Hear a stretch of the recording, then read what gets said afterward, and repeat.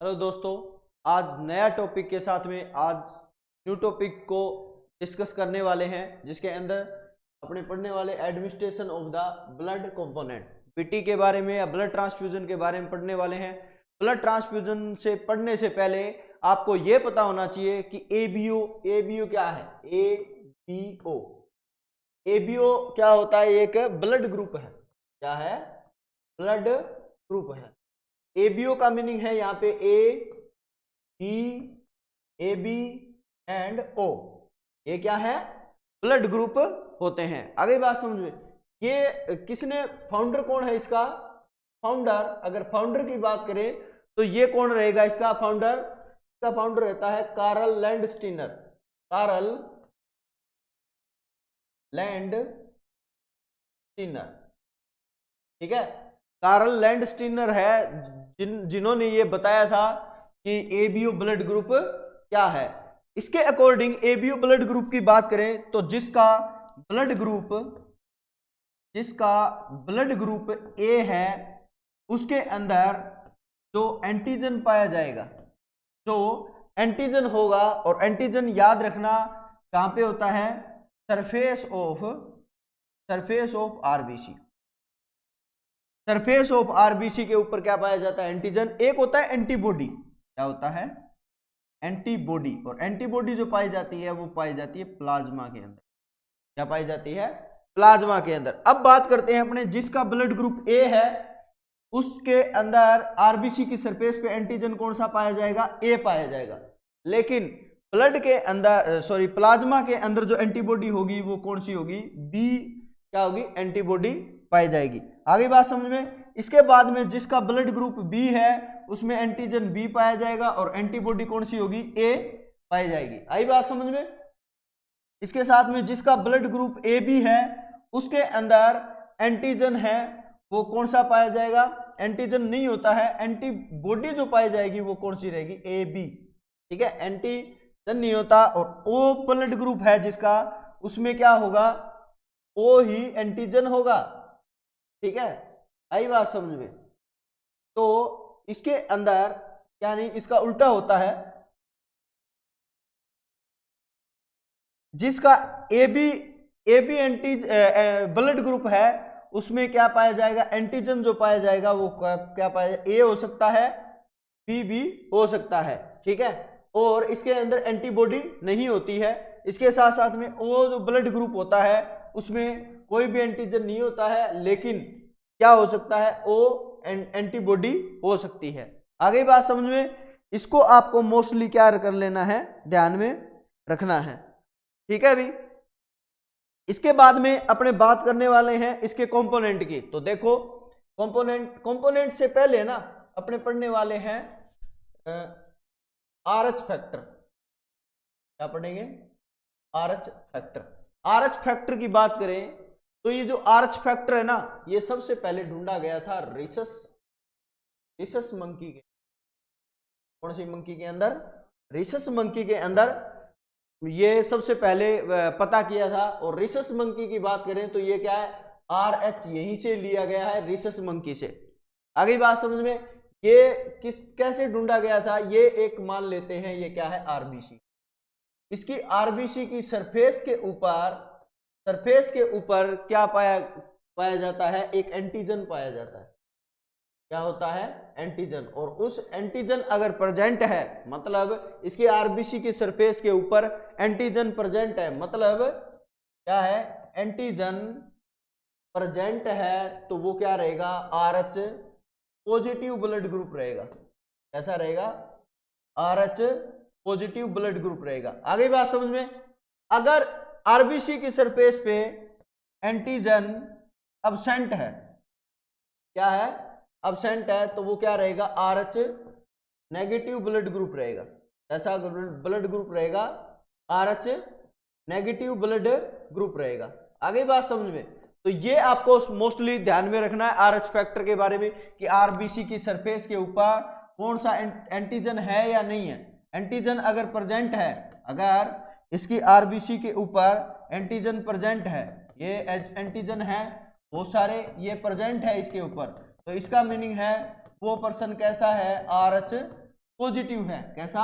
RH positive है। और अगर कोई आरबीसी है उसके ऊपर एंटीजन है ही नहीं, जिसके ऊपर क्या है, एंटीजन कोई भी नहीं है, ठीक है, एंटीजन है ही नहीं इसके ऊपर, तो एंटीजन कोई भी प्रेजेंट नहीं है, तो इसका मीनिंग है वो क्या है, RH नेगेटिव ब्लड ग्रुप होता है। आगे बात समझो, ये था RH के बारे में। इसके बाद में अपने बात करने वाले हैं कंपोनेंट ऑफ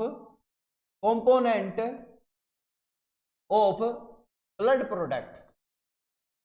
ब्लड प्रोडक्ट्स के कंपोनेंट कौन कौन से होते हैं? तो सबसे पहले देखो पीआरबीसी। पीआरबीसी की फुल फॉर्म होती है packed red blood cell. Packed red blood cell के बारे में बात करें तो 1 unit packed red blood cell के अंदर देखो 1 यूनिट के अंदर कितनी पाई जाती है? 250 ml ऑफ पीआरबीसी। कितनी पाई जाती है? 250 ml।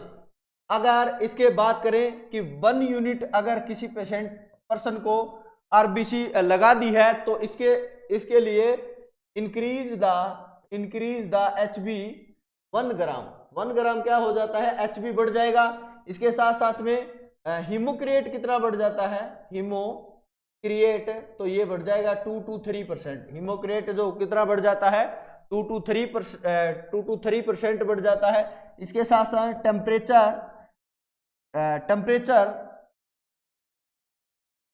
टेम्परेचर किसका? स्टोरेज का जो टेम्परेचर रहेगा 2 to 6 डिग्री सेल्सियस रहेगा। टाइम ऑफ ट्रांसफ्यूजन, कितने टाइम में इसको ट्रांसफ्यूजन कर देते हैं? तो 2 to 4 आवर। 2 to 4 आवर के अंदर आपको क्या करना पड़ेगा? इसको ट्रांसफ्यूजन करना पड़ेगा। इसके साथ साथ में अगर और बात करें तो इसके अंदर स्टोरेज टाइम ब्लड बैंक के अंदर स्टोरेज टाइम रहेगा, वो रहेगा 35 टू कितना रहेगा? 35 टू 42 डे, 35 से 42 दिन तक क्या रहेगा? इसका टाइमिंग रहता है नॉर्मली कि इतने टाइम में अपने पीआरबीसी को क्या कर सकते हैं? इसको स्टोरेज करके रख सकते हैं। आगे बात समझ में। इसके बाद में अपने बात करेंगे होल ब्लड के बारे में। होल ब्लड की बात करें तो इसके अंदर आरबीसी होगी, प्लेटलेट्स होती है और डब्ल्यूबीसी होती है, और साथ में क्या होता है? प्लाज्मा। मतलब होल ब्लड के अंदर आरबीसी, डब्ल्यूबीसी, प्लेटलेट्स और प्लाज्मा होता है। इसके अंदर 1 यूनिट के अंदर कितना पाया जाएगा? लगभग 300 to 350 ml whole blood. 1 unit के अंदर कितना पाया जाता है? 300 to 350 ml आरबीसी पाई जाती है। टेम्परेचर रहेगा तो कितना स्टोरेज टेम्परेचर जो रहेगा इसका वही सेम जो पीआरबीसी में रहता है 2 to 6 डिग्री सेल्सियस। टाइमिंग वही टाइम रहेगा ट्रांसफ्यूजन का जो टाइम रहेगा वो रहेगा कितना? 2 to 4 आवर। 2 to 4 आवर क्या रहेगा? ट्रांसफ्यूजन का टाइम रहेगा। इसके साथ साथ में और आपको किन बातों के बारे में ध्यान में रखना है? तो इसके साथ साथ में आपको बात ये भी ध्यान में रखनी है कि जो होल ब्लड होता है उसमें क्या होता है? 50 ml एंटीकोगुलेंट होता है। क्या रहता है? एंटीकोगुलेंट होता है 50 ml। और एंटीकोगुलेंट की बात करें तो इसके अंदर कौन सा एंटीकोगुलेंट होता है? Sodium citrate. कौन सा रहता है? सोडियम सिट्रेट होता है। सोडियम सिट्रेट एंटीकोगुलेंट होता है, मोस्ट कॉमनली यूज करने वाला 50 ml होता है। आगे बात समझ में। इसके बाद में अपने बात करने वाले प्लेटलेट्स के बारे में कि प्लेटलेट्स 1 यूनिट प्लेटलेट्स के अंदर कितने प्लेटलेट्स होती है? 50 to 70 ml। कितनी? 50 to 70 ml क्या होती है? ब्लड 1 यूनिट प्लेटलेट्स के अंदर होती है। इसके साथ साथ में इसको ट्रांसफ्यूज कितने टाइम में? ट्रांसफ्यूजन जो टाइम रहेगा वो रहेगा 30 to 40 मिनट। 30 to 40 मिनट के अंदर क्या कर देना है, 1 यूनिट इसको प्लेटलेट्स को क्या कर देते हैं, ट्रांसफ्यूज कर देते हैं। और इसके बाद में अगर अदर बात करें तो इसके अंदर मोस्टली इंडिकेशन पूछा जाता है कि कौन से किसमें अपने क्या करते हैं, ट्रांसफ्यूजन करते हैं। इंडिकेशन कि ऐसी कौन सी कंडीशन है जहां पे आपको प्लेटलेट्स है वो ट्रांसफ्यूज करनी पड़ रही है, तो इसके अंदर थ्रोम्बोसाइटोपिनिया, थ्रोम्बोसाइटोपिनिया में मोस्टली करते हैं, जिसमें प्लेटलेट्स डाउन चली जाए। प्लेटलेट्स का दूसरा नाम होता है थ्रोम्बोसाइट। थ्रोम्बोसाइटोपिनिया में क्या करते हैं, अपने ब्लड क्या करते हैं, 1 यूनिट आरबी प्लेटलेट्स क्या करते हैं, ट्रांसफ्यूज करते हैं। इसके साथ साथ में थ्रोम्बोसाइटोपिनिया की बात करें तो ये क्या होता है, डेंगू में क्या होती है, कम होती है। आगे बात समझ में। इसके बाद में अपने बात करेंगे कि नर्सिंग रिस्पॉन्सिबिलिटी क्या क्या रखेंगे। Nursing responsibility during blood transfusion, PT के दौरान या ब्लड ट्रांसफ्यूजन के दौरान आप नर्सिंग रिस्पॉन्सिबिलिटी किन किन बातों के बारे में ध्यान में रखोगे। तो सबसे पहले आपको याद रखना यूनिवर्सल डोनर। यूनिवर्सल डोनर होता है ओ नेगेटिव ब्लड ग्रुप। ऐसा blood group O negative blood group होता है, उसको क्या बोलेंगे, उसको बोलते हैं यूनिवर्सल डोनर। एक होता है यूनिवर्सल रिसिपिटेंट, ये होता है AB पॉजिटिव। AB पॉजिटिव जो होगा वो कौन सा होगा, यूनिवर्सल रिसिपिटेंट होगा। और यूनिवर्सल डोनर कौन सा होगा, यूनिवर्सल डोनर होता है O नेगेटिव। आगे बात समझ में। इसके साथ साथ में और क्या बात में ध्यान में रखना है, medication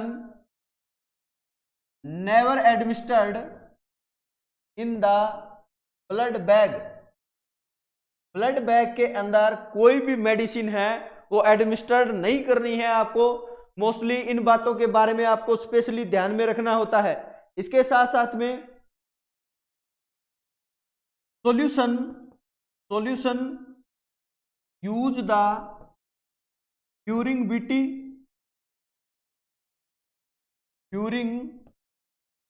blood transfusion mostly normal saline. क्या करना है, किसका करना है, normal saline, not any other solution. Mostly अपने क्या करते हैं, एनएस का ही यूज करते हैं। मोस्टली ब्लड ट्रांसफ्यूजन के साथ में या फिर ब्लड ट्रांसफ्यूजन कर रहे हैं उसके बाद में या उससे पहले जो भी आपको ट्रांसफ्यूज करना है तो एनएस ही यूज करते हैं। और एनएस 0.9% आपको यूज करना है। और अदर सॉल्यूशन है वो यूज कभी भी नहीं करते हैं, क्योंकि इससे क्या हो सकता है, हीमोलाइसिस होने के चांसेस रहते हैं। आगे बात समझ में। इसके साथ साथ में whole blood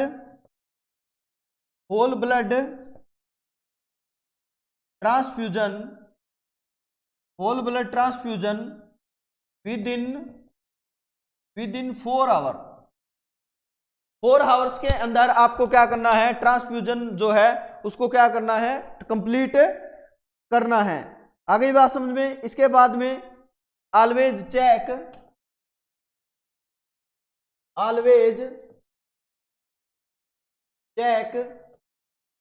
any bubbles, leakage,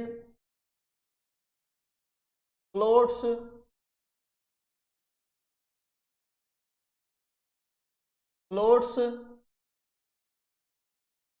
and expiry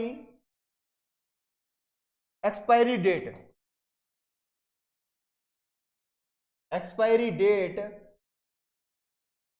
of the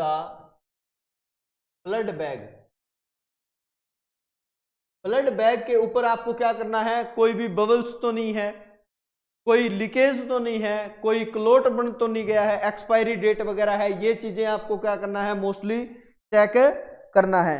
आगे बात समझ में। इसके बाद में आपको क्या करना है, blood transfusion blood transfusion start the 20 to 30 minute after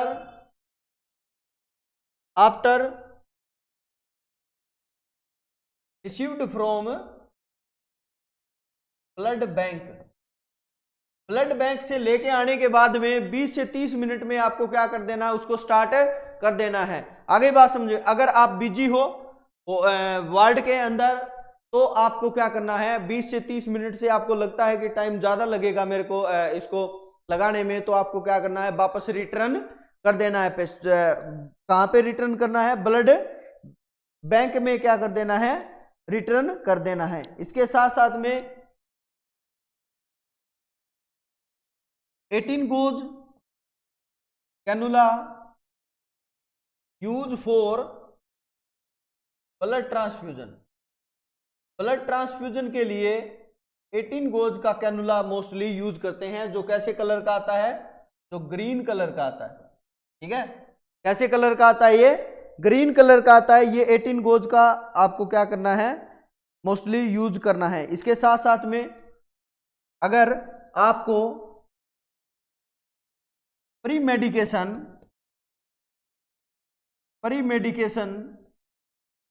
use before PT oral 30 minute. Before use कर रहे हो आप, प्री मेडिकेशन कर रहे हो, तो कौन से कितने टाइम पहले, ब्लड ट्रांसफ्यूजन के ओरल वाली यूज कर रहे हो तो 30 मिनट पहले। और अगर आप आईवी यूज कर रहे हो, आईवी मेडिसिन, तो क्या immediate before PT, blood transfusion से पहले इमीडिएट आप क्या कर सकते हो, यूज कर सकते हो। आगे बात समझ में।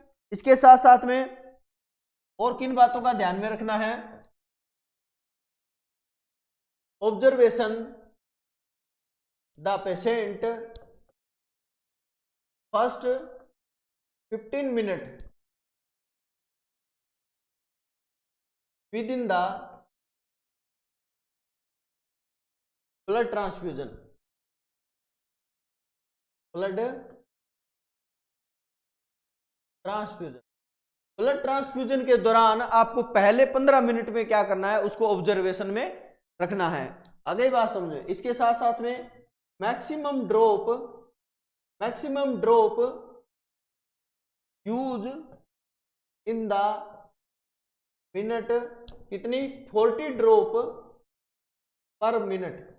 1 मिनट में 40 ड्रॉप क्या कर सकते हो, यूज कर सकते हो, इससे ज्यादा कभी भी नहीं करना है। आगे बात समझ में। इसके बाद में अपने और किन बात आगे बात करते हैं, complication of the blood transfusion. Blood transfusion के कॉम्प्लिकेशन क्या क्या हो सकते हैं। तो कॉम्प्लिकेशन की बात करें तो सबसे पहले क्या हो सकता है, एलर्जिक रिएक्शन। क्या हो सकता है, एलर्जिक रिएक्शन। आपने ब्लड ट्रांसफ्यूजन से पहले है वो ब्लड ग्रुप चेक नहीं किया है, या फिर ब्लड के आपने RH फैक्टर वगैरह है ये मतलब चेक नहीं किया है, तो इनकी वजह से आपने अदर ABO ब्लड ग्रुप का किसी अदर का ट्रांसफ्यूज कर दिया है, तो उसकी वजह से क्या होने के चांस रहते हैं, एलर्जिक रिएक्शन। एलर्जिक रिएक्शन का दूसरा नाम जो होता है वो होता है एक्यूट एनाफाइलेटिक रिएक्शन। क्या बोलेंगे इसको, एक्यूट एनाफाइलेटिक रिएक्शन बोला जाता है। एलर्जिक रिएक्शन हो सकती है। इसके साथ साथ में हीमोलाइटिक रिएक्शन हो सकती है। इसके साथ में और क्या हो सकती है, फिब्राइल रिएक्शन।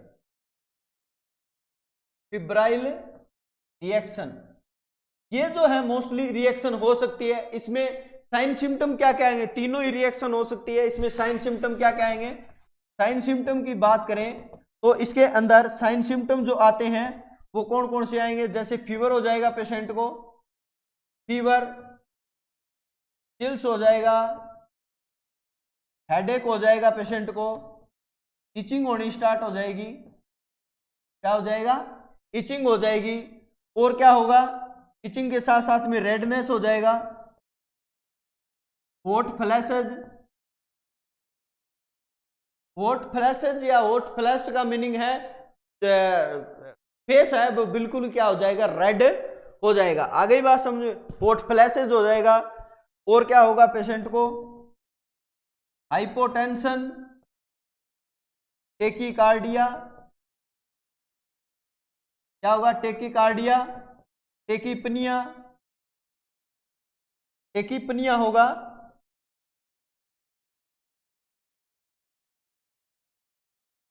टेकीपनिया ये मोस्टली क्या आते हैं, इसमें allergic reaction, acute anaphylactic reaction या हिमोलाइटिक रिएक्शन, फिब्राइल रिएक्शन में क्या आते हैं, साइन सिम्टम आते हैं। इसके बाद में देखो नर्सिंग रोल क्या रहेगा, नर्सिंग रोल ऐसी अगर कंडीशन आ जाए तो सबसे पहले क्या करना है, स्टॉप द ट्रांसफ्यूजन। तो ब्लड ट्रांसफ्यूजन हो रहा है उसको क्या कर दो, स्टॉप कर दो। इसके बाद में स्टार्ट द नॉर्मल सलाइन, ठीक है, स्टार्ट कर दो नॉर्मल सलाइन। और इसके बाद में आपको क्या करना है, नोटिफाई द फिजिशियन को क्या कर दो, नोटिफाई कर दो। आगे बात समझ में। इसके साथ साथ में और क्या कॉम्प्लिकेशन आ सकते हैं, तो सेप्टिसीमिया हो सकता है। क्या हो सकता है, सेप्टिसीमिया होता है ब्लड इन्फेक्शन। क्या हो सकता है, पेशेंट को ब्लड इन्फेक्शन या फिर क्या हो सकता है, सेप्टिसीमिया कब हो सकता है, डिले द ट्रांसफ्यूजन टाइम। जैसे नॉर्मली आपको बता दिया कि 4 आवर के अंदर क्या करना है, पीटी को कंप्लीट करना है। आपको ये नॉर्मली बताया है कि डॉक्टर ने कि 4 घंटे के अंदर फिनिश हो जाना चाहिए, लेकिन आपने क्या किया है, उसको 4 घंटे में न देके 6 घंटे या 5 घंटे लगा दिए, तो उसकी वजह से क्या हो सकता है, पेशेंट को सेप्टिसीमिया हो जाएगा, ब्लड के अंदर क्या हो जाए, इन्फेक्शन फॉर्मेशन या बैक्टीरिया जो माइक्रो ऑर्गेनिज्म है वो ग्रोथ होने स्टार्ट हो जाएंगे, उसकी वजह से पेशेंट को क्या हो जाएगा, सेप्टिसीमिया। और सेप्टिसीमिया हो जाए तो साइन सिम्टम कौन कौन से आते हैं, तो पेशेंट को क्या होगा, फीवर होगा, चिल्स, नोजिया, वोमिटिंग हो जाएगी, वीकनेस, ये क्या आते हैं, मोस्टली साइन आते हैं। इसमें आपको क्या करना है, इसमें nursing role, obtain the blood sample को क्या कर लो, ऑब्टेन कर लो। इसके बाद में ट्रांसफर टू द लेबोरेटरी में क्या कर दो, उसको ट्रांसफर कर दो। इसके बाद में आपको क्या करना है, नोटिफाई फिजिशियन, जो भी डॉक्टर है या हेल्थ केयर प्रोवाइडर है उसको क्या कर दो, नोटिफाई कर दो। आगे बात समझ में। और क्या होने के चांस रहते हैं, इसके बाद में कॉम्प्लिकेशन देखो और क्या होने के चांस रहते हैं, जैसे आयरन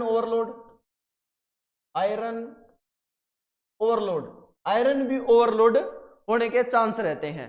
आयरन ओवरलोड कैसे हो सकता है, पहले तो एग्जाम में ये पूछा जाता है ये कैसी रिएक्शन है, तो ये क्या है, डिलेड ट्रांसफ्यूजन रिएक्शन है। कैसी रिएक्शन है, डिलेड ट्रांसफ्यूजन रिएक्शन है। आगे बात समझे। आयरन ओवरलोड किस वजह से हो सकता है, ओल्ड ब्लड ट्रांसफ्यूजन के कारण। ओल्ड ब्लड अगर किसी पेशेंट को ट्रांसफ्यूज कर दिया है तो क्या होने के चांस रहते हैं, उसको आयरन ओवरलोड होने के चांस रहते हैं। इस कंडीशन में पेशेंट को क्या क्या होगा, जैसे पेशेंट क्या हो जाएगा, मेलाइज हो जाएगा, ठीक है, वीकनेस हो जाएगा पेशेंट को, इरिटेबिलिटी हो जाएगी पेशेंट को। इसके साथ साथ में कंफ्यूज रहेगा पेशेंट, कंफ्यूजन में, ठीक है। ये मोस्टली क्या आते हैं, साइन सिम्टम आते हैं। इसमें आपको क्या करना है ट्रीटमेंट के रूप में, तो ट्रीटमेंट की बात करें तो इसमें आपको क्या करना है, एक मेडिसिन देनी है, एग्जाम में पूछा जाता है, जिसका नाम है डेस्प्रोक्सामाइन।